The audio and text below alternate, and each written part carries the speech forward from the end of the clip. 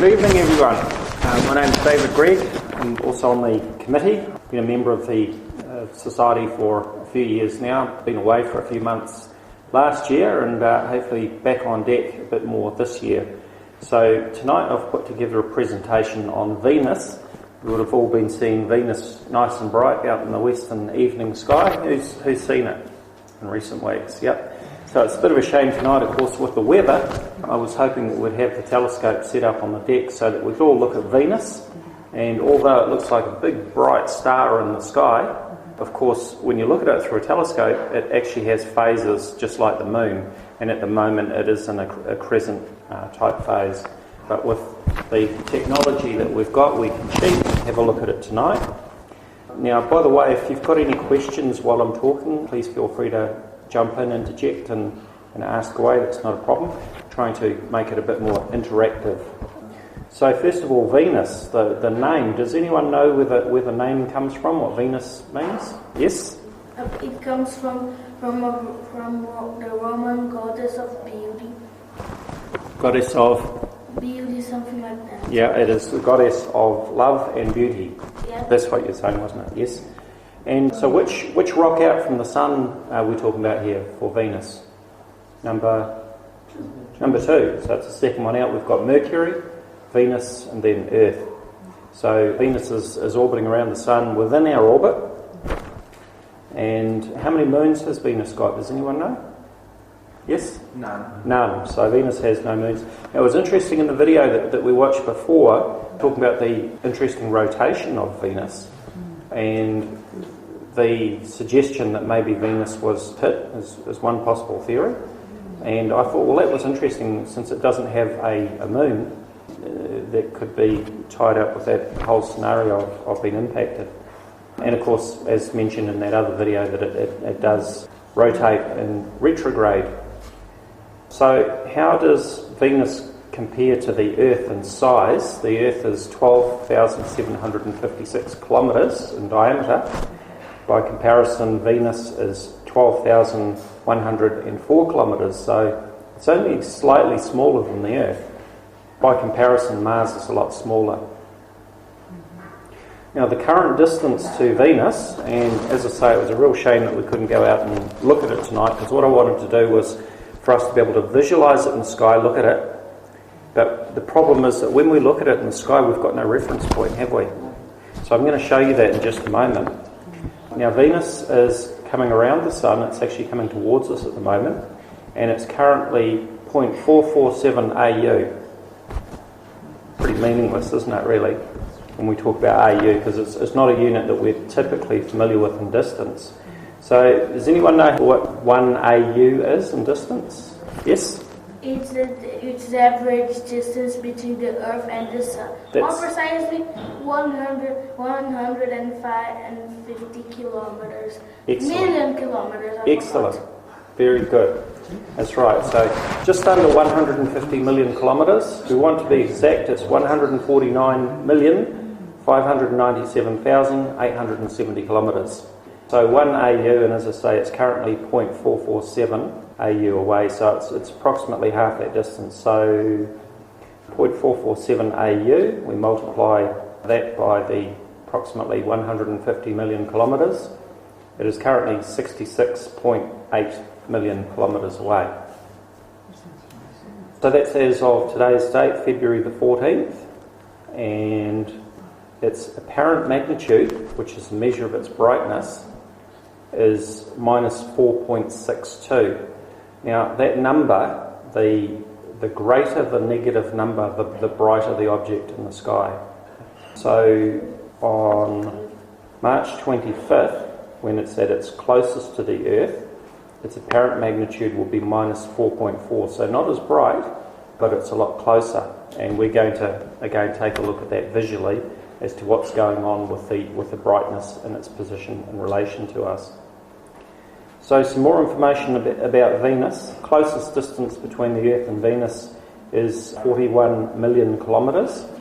By comparison, our other nearest neighbour, Mars, at its closest point, is about 54.6 million kilometres minimum distance from the Earth. So Venus is by far our nearest neighbour. We have sent spacecraft to it, and the earliest spacecraft that was sent to Venus was in 1962. Does anyone know what spacecraft that was? That was Mariner 2 in 1962, and the first one to be successfully landed on Venus was in 1970, which was Venera 7. Now, of course, these spacecraft didn't last very long at all, because once they entered the atmosphere, well, they were basically crushed like a tin can. The atmosphere of Venus is a very thick, cloudy atmosphere composed mainly of carbon dioxide, CO2, 96.5% CO2. Now, I find this really interesting because when we compare it to the Earth's atmosphere is 78% nitrogen and 21% oxygen. Does anyone know what the percentage of carbon dioxide for the Earth's atmosphere is, roughly? Yeah, it is 0.04%. And so when they talk about global warming, climate change, increasing carbon dioxide, you can appreciate that if the component of carbon dioxide in our atmosphere is so tiny, and it's increased by, I think it was 400% since way back, that is quite significant when you look at the amount. So yeah, the atmosphere of Venus is composed mainly 96.5% of carbon dioxide and sulfur compounds such as sulfuric acid. And this is another problem that the spacecraft had, of course. The greenhouse effect of all that carbon dioxide keeps the surface temperature at over 700 degrees Kelvin, which is about 425 degrees Celsius. And the air pressure of Venus is 92 times the Earth's atmosphere. So we can understand now why those spacecraft were crushed like a tin can. Really didn't stand a chance. There is talk about sending other missions to Venus, including possibly rovers, but that's still in the planning stage. So observing the surface of Venus is impossible because of the thick cloud, impossible in visible light, but with the Magellan orbiter in 1991 they were able to image the surface using other spectrum and radio and so forth. Venus, the length of the solar day is 116 days. So compared to the Earth, of course, one solar day is 24 hours. And the length of the sidereal day is 243 days. That's in relation to the stars. And again, in the first video that we looked at, she touched on that, talking about the problem of rotation. As the Earth is going around the Sun, we're looking straight at the Sun. As we progress around in our orbit, our angle towards the Sun has actually changed. And so you have that whole thing with the equation of time. We mentioned that Venus rotates in the opposite direction to most of the other planets, and the other one, what was it, Neptune? Uranus, was it? Is on its side described it as like a bowling ball. The orbit of Venus is almost perfectly circular. As we know, most of the orbits are elliptical, but Venus is almost perfectly circular with an eccentricity of less than 0.01. Okay, so we'll look at this visually, and I think this will give us an appreciation of what's going on in the sky when we look at Venus, which we can't appreciate just looking up at the sky. I'll just bring this back so we've got the Sun in the sky there. So in relation to the Sun, we've got Mars above it there, and I'm going to hide the daylight now just so it's easier for you to see. We've got the stars there. And now I'm going to turn on the orbit for Venus. So now it's easier to see its relationship with the Sun. So you can see there that Venus has come around the back, it's coming around this way. So it's actually coming around towards us. I'll just bring this back up into the middle of the day. And so there you can see its full path around the Sun. You notice the view that we've got in the software here is actually outside here at Ferguson Park, the observatory. Of course, that's not a live view, it's been imported into the software. The software I'm using is called Starry Night Pro, which is available. I think it costs about $200 or thereabouts. So this is the current position of Venus today. I'm going to bring this back to last year so that we can see what it was doing, because Venus appeared in our evening sky. I think it was about August, if I remember correctly. And I'm going to turn on the local path, so this will actually trace out its path in the sky as I step this forward. And you'll see how at the same time, I might have to step this on later as the sun gets higher, as we're approaching, remember this is August at the moment, as we get closer to December 21st, the days get longer and the sky is lighter, so I might have to step that on. So I'll run this forward and you'll see a path that Venus takes in the sky. You'll see it sort of crossing over and then getting up higher. And another point that I just want to point out is Venus, which is currently around the back of the sun in this view. It's coming around the back and then it gets out to this point here, right at the tip here. This is called greatest elongation. And this is the point where Venus is making the turn and coming around and heading towards us. So I'll run that forward now, and so you can see that path that it's taken, getting higher in the sky there. It's December 9th, and so this line here is its orbit line, and the green line is its local path. Okay, so that's just about where we're up to. I'll just step back forward a couple more clicks. That's back to today. So now you can see that it's actually heading back down. And now that it's crossed that point of greatest elongation in its orbit, it's actually going to be heading down quite rapidly towards the horizon, getting lower and lower in the sky each night. And by March 25th, I think it was, March 15th, it's actually going, you can see it's level with the sun there. So as the sun sets, then Venus will be setting with the sun. And after that, it will be heading into the morning sky, where we commonly refer to it as, what do we call it when it's in the morning sky? Morning star. The morning star, that big bright one. Now it's interesting too that if you follow discussions online and so on, some people are freaking out, especially in the Northern Hemisphere, because they're saying, Venus is too bright, it's never been that bright before. I do a lot of debunking in my spare time. And of course, the problem for them is that the last time that Venus was in their evening sky was summertime, and now it's wintertime in the Northern Hemisphere, or they're just coming out of winter. So their sky is a lot darker, and therefore Venus looks a lot brighter against the dark sky. And Venus is in the same position in its orbit approximately 1 year and 7 months, either way, going forward or backwards, it's in the same position. Now the other thing I'll just show you before I finish off is bring this back again, and I'm going to show you about the angular size of Venus. Just turn off that path. I'll just bring up the info on the side too, I forgot to do that.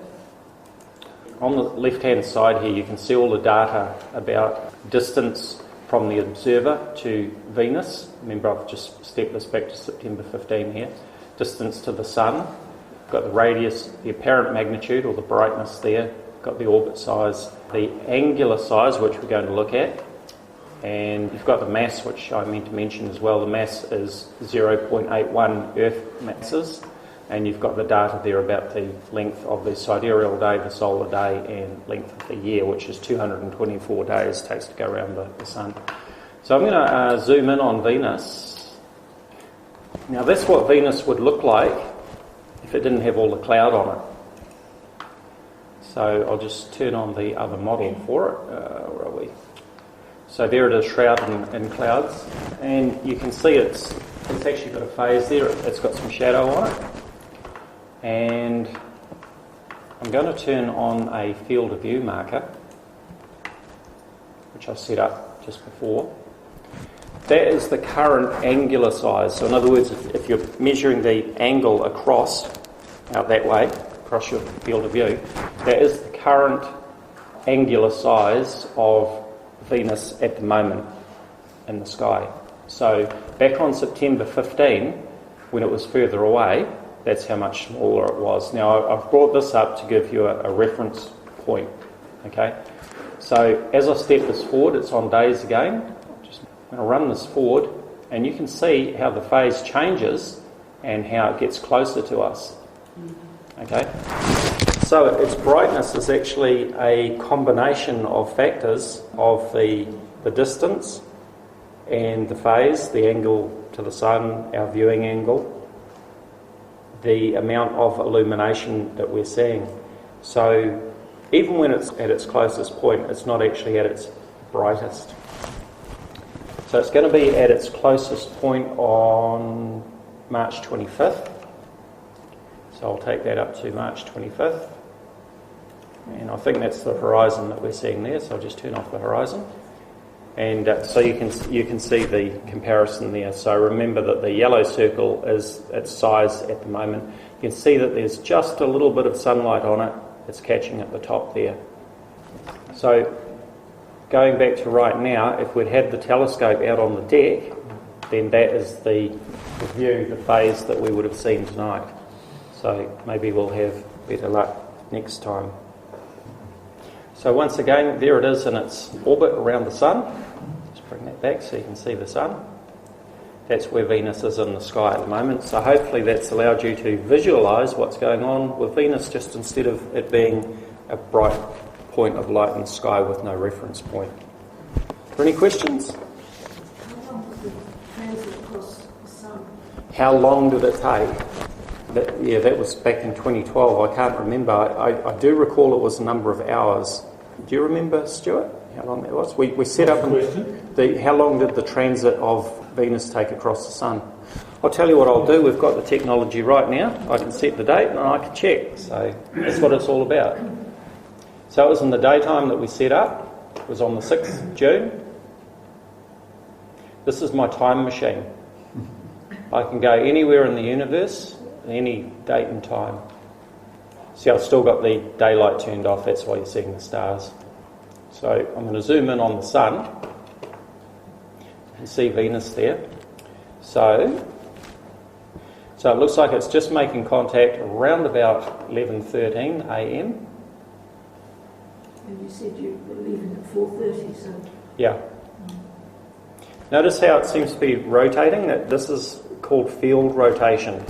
Sometimes people get very confused too when they see photos of the moon and they see that the moon has rotated, and some people really freak out and they make all sorts of videos on YouTube and say there's something wrong with the moon, it's tilted, it's upside down, and they forget that even if you're filming an aeroplane crossing the sky and you take a photo here, the angle as it crosses the sky, the angle in your photos are going to be different. So that's why we're seeing the sun actually rotating as it goes across the sky. So it left the disk of the sun at, that's about 5:30. Now this is June, so I've got daylight saving turned on, so there we go. If I hit that, now the time is right for June. So that was about 4:40 that it finally exited. So it was, 11:13 it started, and 4:40 it finished. Yeah.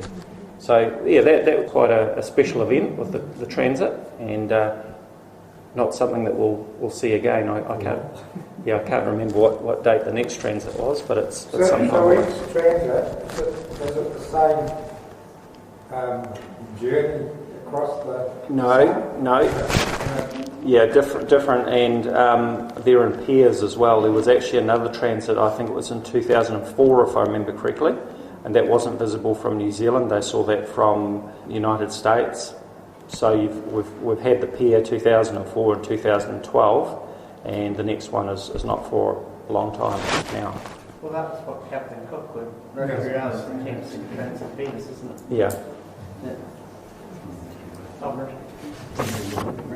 One of the feeds from somewhere else in the world showed it going across the top Is that because of the way it looks to them? Yes, that would probably partly be due to their. Oh no, their latitude wouldn't make a lot of difference for the viewing angle, but because we're upside down relative to the northern hemisphere, so our view is up the other way. It's just like when I post photos of the moon on my Facebook page and people say the moon's upside down. So yeah, that's the reason for that. Yeah, Venus disappears from our sky for long periods of time, doesn't it? Yeah, it goes into the morning sky. So if I hit the now button here, so there's Venus. I'll just turn on that orbit again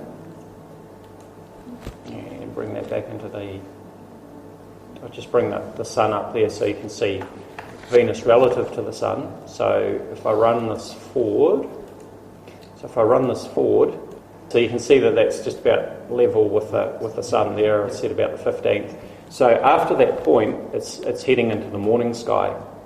So if I advance this on to say early April, and then we head round to the east, and all our trees are probably going to be in the way. So I'll hide the horizon because we can do that. And I'll turn on the horizon line, so we've got a reference point there. There's our horizon line. And I'll hit that so it changes from 6:23 p.m. to 6:23 a.m. You can see that the sun is just below the horizon and Venus is in the morning sky. So, and again, just like we saw in our evening sky over the last few months, as we run this forward, then Venus will get higher in the sky, go to the top, and we'll start heading down in the opposite direction as it comes around. Now, of course, it's going around the back of the sun now. It's heading around the other way. So this is the front side. This is closest to us. And now it's heading around the back of the sun. It'll head around there, and it'll be behind the sun around about there. So January 7th, 2018, it'll be on the other side of the sun. So just while I've got that view there too, so you've got Venus, and I'll also turn on the orbit for Mercury. Bring this up to about midday. And so you can see the orbit of Mercury there inside the orbit of Venus. And of course, if I turn on the orbits of the other planets, they're on the outside of us, so it gets really confusing. But we can see those two inner orbits there nice and easily. Is there any other questions? Yes? Could you show the other planets' orbits just so I can have an idea of what it seems like? Or planets outside the orbit? Yes, I can do that. So I can have an idea. Yep, I can do that. So I just drag my cursor down there, and there are all the orbit lines for the outer planets as well. So it's actually very confusing. it is very confusing. So it's easier to visualise those inner orbits, of course, because we can simply look on them, look at them as if they're in front of us like that. Right. Okay, any other questions before I close? Okay, well, thank you for your attention.